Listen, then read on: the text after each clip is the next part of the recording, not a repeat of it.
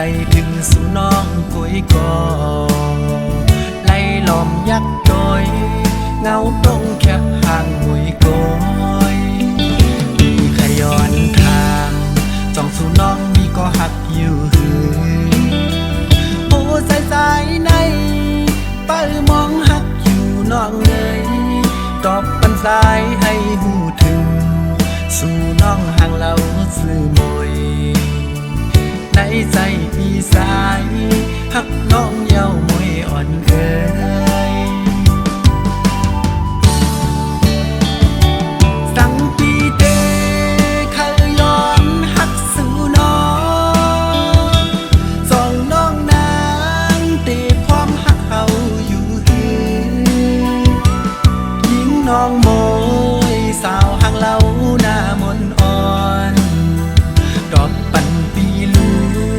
น้องเอ้ยสองป่ามีพันโอ้สายในหักแหงล้วนเลือหน้าเยาสาวน้องเราก็ปีหักน้องมวยเอ้ยยิงน้องเอ้ยจ้องสวนหักใจเมาดอกปันปีแลน้องมวยกลห่างหลีเอ้ยกลางใจสายเมายังอันหักน้องมวยกยน้องนางเอ้ยสายตีหักสู่น้องกย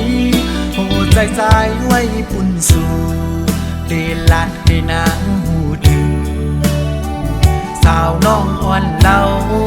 ก็พี่เฮาหักมวยเอ้ย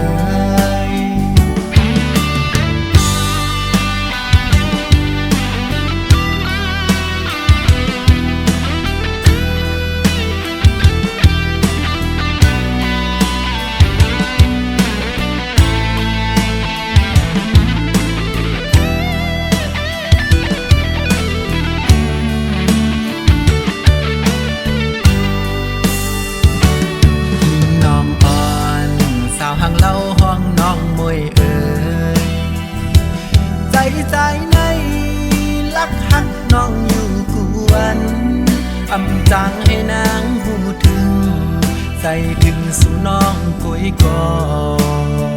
ไล่ล้อมยักษ์โดยเงาตรงแคบห่างหวยกอยมีขย้อนทางจ้องสู่น้องมีก็หักอยู่หือโอ้สายในเป้ามองหักอยู่น้องเลยตอบปันสายให้หูถึงสู่น้องห่างเราสื่อมวยในใจพี่สายหักน้องเย้ามวยอ่อนเอ๋ยสั่งปีเตเคยย้อนหักสู่น้องสองน้องนางเตะพร้อมหักเขาอยู่หือยิงน้องโม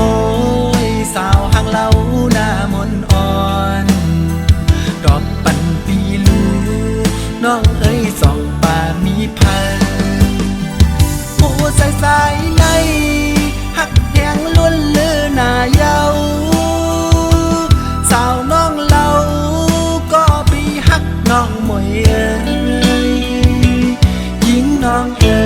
ยจ้องสวนหักใจเมาดอกปันปีแล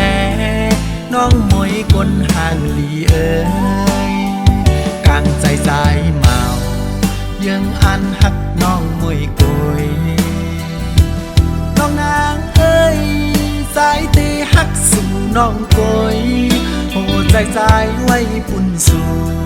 เตลัดให้นางหูถึงสาวน้องอ่อนเล่าก็พี่เฮาหักมวยเอ้ย